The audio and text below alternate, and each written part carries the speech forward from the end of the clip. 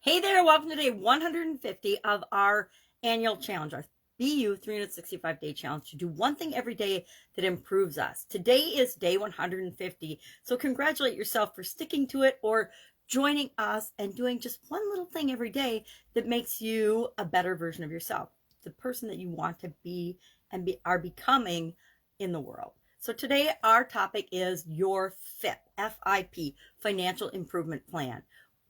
Our topic is really what's next with respect to the financial well-being area and aspect of our life. And if we want to achieve what we want in our life, we need to have a plan to do that. So today we're going to talk about what is a financial action plan, really a personal financial improvement plan or a financial action plan. You can call it a FIP or a FAP. And then 10 steps to create yours, 10 steps you can use. It's up to you to decide what steps you do and do not want to include. And then our action item today, and I will quickly share the outline of my personal financial plan. So, what is a personal financial plan? Let's look at the definition according to the internet, because that is what we all go to immediately in order to find information, right? Nowadays, anyway, not back in my day, but today we do. So it says a personal financial development plan, or I say financial improvement, because we don't want to just develop a plan that doesn't improve the way things are in our life. And improvement is, of course, defined by us, but I call it a financial improvement plan. The internet calls it a personal financial development plan. So what the heck is that? It's a comprehensive picture of your current finances, your financial goals, and any strategies that you've set up to achieve those goals, right? So it's your overarching plan for how you want the financial area and aspects of your life to go. So what do we include in this? I'll share my things that I include, but I include most of these 10 things that were on the list I also found on the internet. So how to make a financial plan. Number one, write down your financial goals. Every plan ought to start with the end in mind. What is it that we're trying to achieve? And this doesn't just apply to our finances, of course. It applies to everything. And one of the secrets my dad taught my sisters and I when we were little girls was to write down what you want. Write down your goals. And there's some magical power, and it's not really magic. It just is helping to move forward and create the thing that we want by physically writing it down. I mean, I can't even remember who the original gurus were that said, I think it was Bob Proctor that I originally heard this from, but it could be someone else. On a 3x5 card or a scrap of paper, or nowadays Post-it notes, because Post-it notes are so easy to use, write down what your desire is, the end goal, the thing that you really want, and tuck it away. Carry it in your wallet with you, and then look at it several times during the day. So write down your goal, number one. Number two, start an emergency fund. Why? Because life happens, and if we don't have any resources set aside when those emergencies happen, we get into big trouble. How many people actually had an emergency fund set aside when the COVID pandemic happened? How many people predicted the COVID pandemic would happen? A very minute percentage of the population would be the answer to both of those questions. I know I personally have an emergency fund. I have an emergency fund because it gives me a sense of security and stability, and how much you put in that fund is up to you. I have $50K in mind, but you might say $10,000 is enough for an emergency fund, or maybe it's $100,000, whatever is your comfort level to have in your emergency fund. Step three, pay off your debts. And again, depending on what you're doing and what your goals and objectives are, debts are not always bad. We probably should have done a whole day on the topic of debt and good debt versus bad debt. And I think debt, just like money, gets this bad rep that all debt is bad, but all debt isn't bad. Step three, create a financial plan to invest. Have an investment plan. Step four, because we're assuming that you're paying yourself first and that you're going to have some money that's set aside to invest, to build your financial plan, your savings plan, your emergency fund, etc. Step five, get the right insurance. And again, the right insurance for you and your situation is going to be different than mine and everybody else's, but make sure that you're covered. Make sure that you have the health coverage you need, because guess what? We never know when we're going to drop dead, have a sudden cardiac arrest, and have huge, like almost $500,000 of medical expenses that we didn't anticipate. And if you don't have insurance, that can be life-changing and devastating. Number six, create a plan for your retirement.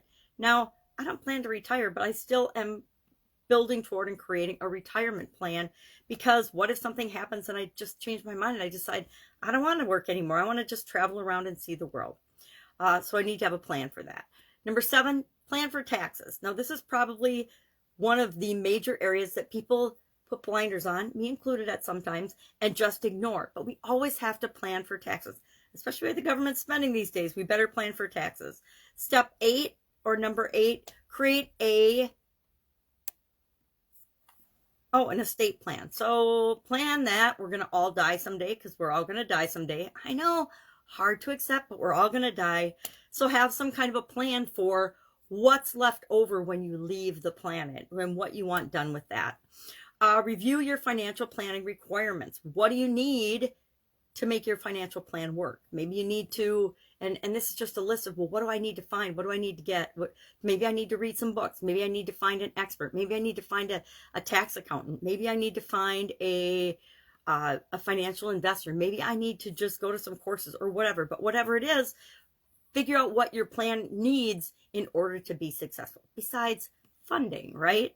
Because you're going to be adding to the funding. And then figure out how you want to add to each of the different plans and funds, and create and accomplish each of the goals and fund areas that you're funding. And then step 10 is always stay the course to avoid overspending, and then learn from your mistakes. So our action item today is to map out or outline our financial improvement plan. What is our financial plan, or just your financial plan, whatever you want to call it, if you don't like the word improvement. I personally love the word improvement, but a lot of people don't, because I like continuous improvement. But some people think, oh, improvement implies that there's something wrong. And no, it doesn't. It just means here we are and we want to get better and better and better. All right, so today, map out your plan. And then you can just say, you can share a lesson that you learned by doing this, outlining it, or you can just share done in the comments below. So what's my financial plan? What's included in my financial plan? Of course, my financial goals are documented. They've been documented for, I don't know, 30, 40 years, probably at least 40 years, maybe more. You know, how old am I? I'm going to say 40 years. I didn't probably start actually writing those things down and even thinking about financial goals until I was in my 20s. Emergency fund, I shared, I've got 50K in my emergency fund. So I've already got that set up. And if for some reason I would pull from that, I would replenish that as quickly as possible after pulling funds from that emergency fund, because that's my buffer and my security blanket and my security blanket. I guess that's the best way of calling it. Pay off debts. I have actually paid off my debts. Financial investment plan, retirement plan are components of my my overall personal financial plan. Insurance, budgeting and spending plan. I will admit I'm not very good about the budgeting and spending thing, but I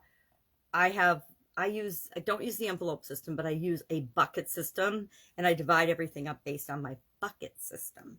I have a tax plan and an estate plan, and then I do an annual review. I only do it once a year, or when something changes. And that's just something I learned in corporate America and in college. Whenever anything changes, it's time to take a pause.